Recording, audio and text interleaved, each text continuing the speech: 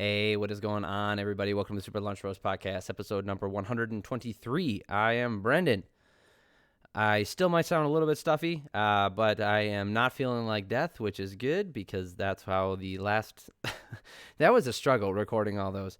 Anyway, this video is going to go over the 2022 season PFL number 2, featherweights and heavyweights, which just took place last night.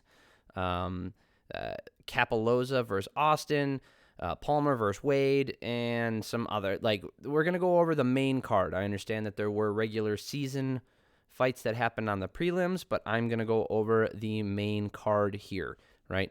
We're just going to go over that stuff. Please like and subscribe if you like the PFL, if you like the UFC, if you like Bellator. I go over all three of those. I'm covering every single event that I can get a chance to. I do at least one video every single week. Lately, it's been more, and I'd really appreciate it if you subscribe to the channel so you can watch the next one and you know when it comes out. And I'd appreciate it if you like the video, too. That would mean a lot to me. All right, let's get into it. First fight of the night that we're going to go over is Bruno Cappelozza versus Stuart Austin. Okay? Bruno got the TKO finish in the mount with, not much work in that first round. I mean, I don't know. There's not too much to talk about this stuff. Cappelozza being the champion from last year. I think that's what they said. He was the champ. Yeah, he was. He's the heavyweight champion from last year. Getting the quick 6 in this one. If you can see here. By the way, the PFL might be... I don't know if this is controversial or not. This might be my favorite organization to watch. I don't know. You tell me. What's your favorite one? Okay, if you watch more than one MMA organization, what's your favorite? Comment down below. Let me know what your favorite is. I mean, I'm a UFC fan. I love the UFC. I will keep watching the UFC. Huge fan. I got Fight Pass. I go back and watch all the old fights. Blah blah blah. All that goodness. But let me tell you. Bellator was a distant second because of, their production, and I don't like their commentary team, the way that they interject. It's hit or miss for me, right? The PFL has been A-okay, let me tell you. They've been excellent.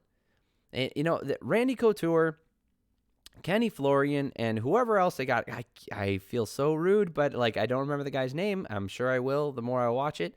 Dude, I loved them. They're great. Their commentary is perfect. It's poignant. It's they have enough fun with each other.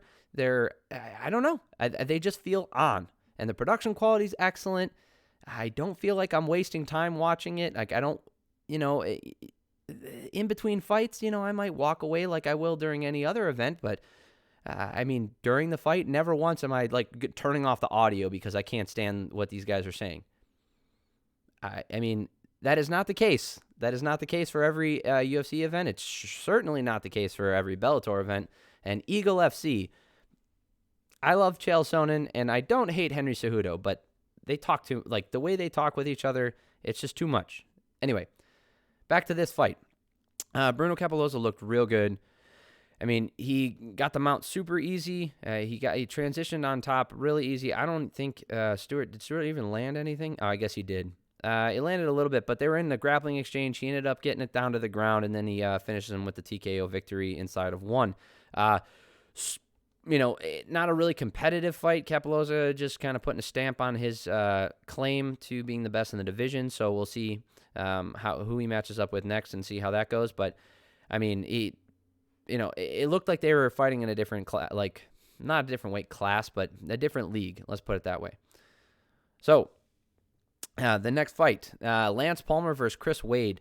This was a interesting fight. All right, so Chris Wade had pressure the whole fight. Right, we're gonna break it down round by round, but Chris Wade ends up getting the decision here. All 3 rounds. I don't see how you could give a single round to Lance Palmer. I'll explain why. Wade had pressure, especially he started it very early on. The first round was just him. He just landed more shots in that first round. And he did more damage. He did more of what you're supposed to do to win the damn fight. And Palmer just didn't seem like he had... he landed 3 or 4 good left hands. Those big straight left hands that he landed, right? Because he was backing up, so he would plant his feet, throw a straight left and land, and he never rocked Wade, but he did stumble him backwards off balance a couple times. So, he had his moments, but that's exactly what they were. They were just moments. Never once did you feel like Lance Palmer was in control. Never once did you feel like he was the one leading the dance and all the other cliches you can say about it. And this is Lance Palmer, the 2-time PFL champion. He didn't get it done last year, but he's not over the hill necessarily. He's not out of it. I think Chris Wade is just really good. And second round was more the same. Third round, the reason I'm round by round, like I say, I normally go round by round especially if there's something to note, but there really wasn't. The first round was really just how every round went, with Wade pressing forward, Palmer really not getting off, not doing much. And then it just seemed like he had no answer. He had no answer for what Wade was bringing. Palmer kind of just let this one get away from him, and we'll talk about that more in the next fight that we talk about here. But this one just, Palmer attempted a few takedowns and didn't really get anything going there. He wasn't throwing combinations. He was kind of throwing onesie-twosies. He was throwing onesie-twosies. Wasn't landing big damage enough. Didn't really rock Wade. It's never in this fight that I feel like Wade was going to lose. Like, after that, if you told me after that first round that, and I knew nothing about these two guys, right? And you're just like, yeah, Palmer's a former world champion, and he's excellent. He's this amazing wrestler and all this other stuff, I would have been like, who? Which one? The tall one who was going forward the whole time? No, the other guy? So, from an outsider's perspective, because that's what I am this season, right? I am an outsider to the PFL. I am not as invested in this one as, or I haven't been invested in the PFL in the past couple years as I am this year. So, I'm coming into this with like fresh eyes, but also, I would say white belt eyes, right? And this is me just coming into here. If I knew nothing about Lance Palmer, I would think that he's, not necessarily over the hill, but not on the same level as Chris Wade. And that's kind of the story of the night as far as the main card went. There are 3 fights at least that we'll talk about. The main event for sure just seemed like it was a shutout. It was one-way traffic. And then in this fight, same thing. It really just didn't seem like these guys match up well with each other to make it for a good fight, a competitive fight. It seems like Wade has every answer for any, Palmer has no answer for any question Wade brings into the fight, right? Wade's bringing all this pressure. He's bringing in good wrestling defense and takedown defense and just striking volume, and he's bringing all these things, and Palmer just had no answers. So I don't think Palmer's over the hill. Like I said, I don't think he's washed out or washed up. None of that stuff. I'm not going to be rude and crass like that, because I think that's ridiculous, especially after one performance. But judging by this, I think Chris Wade is if he can do what he did to Palmer and just shut him out like that, I think he's, especially if he puts together the correct game plan, I think he has the tools to definitely challenge for the title in the PFL this year. I understand that there's a lot of stiff competition, but I don't think it's impossible based off what I saw. Which is more than I can say for like the main event, right? Because, finishing a guy who you outclass like that in 2 seconds, does it really tell me much if I don't know much about the other guy either? So that's kind of a problem. All right. Somebody who shares my namesake, Mr. Brendan Laughnane here versus Ryoji Kudo. This fight was interesting. So it ended up getting stopped in the third round due to a cut caused by a clash of heads, right? So Laughnane was against the fence. Kudo was moving in and went for a takedown, dropped his head down, but Laughnane saw that coming, so dropped his head down first, caught Kudo right here, and he got this nasty gash, like super deep, and it was bleeding instantly in the third round. But we had reached the halfway point in the third round, which if you've been paying attention to MMA, especially the UFC in the past couple of weeks, you understand that it can be scored. So that's what we got. We ended up getting an actual full scorecard here. All 3 rounds were scored. and Brendan ended up getting the decision. I don't know if I agree with that, and I'll explain why. So, first round here, Brendan was throwing a lot of naked kicks, and he got caught at the end of a left hand by Kudo, and he went down. Right, he was on his back, and then Kudo was taking advantage of the low output from Brendan and doing damage to take that round, easily taking round one. No controversy there. Okay.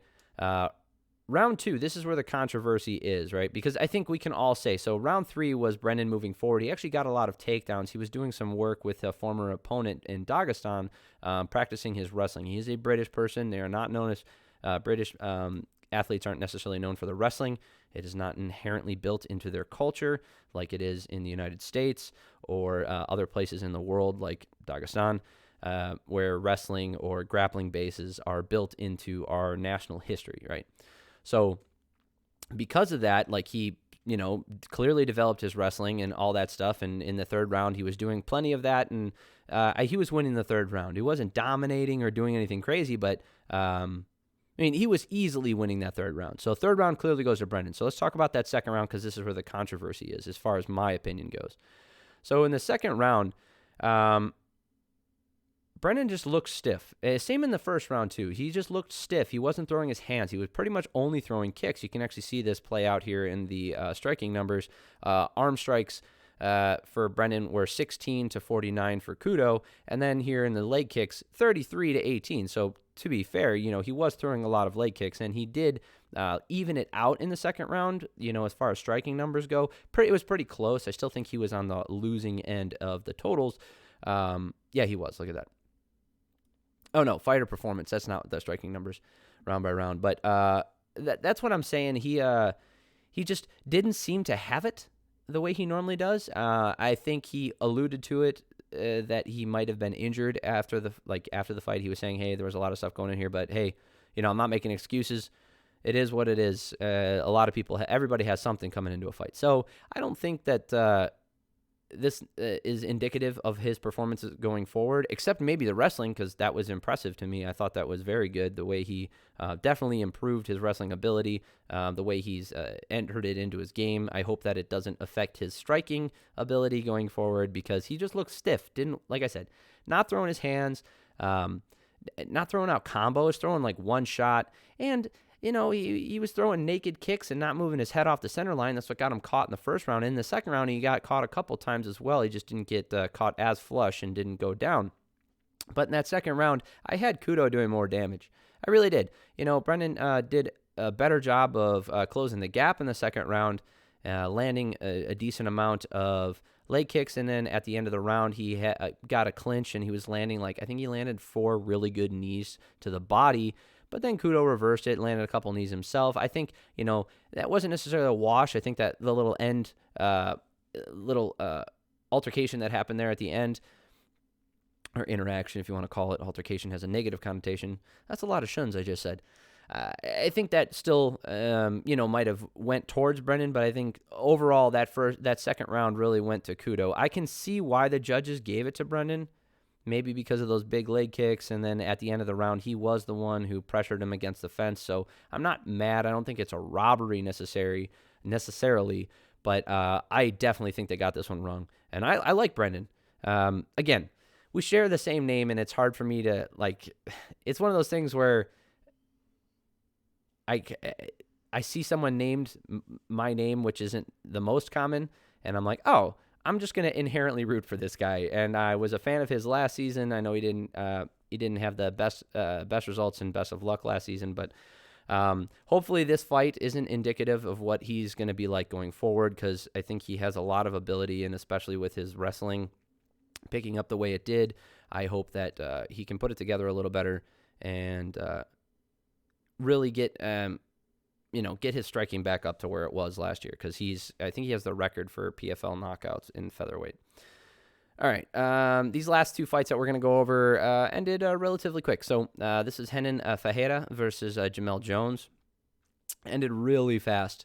One of the notes I took down for this was these guys are in decent shape and look very athletic. So interesting thing, this guy is 6'8" and 250 pounds. He's in decent shape, right? He's not carrying around a lot of excess body weight, body fat.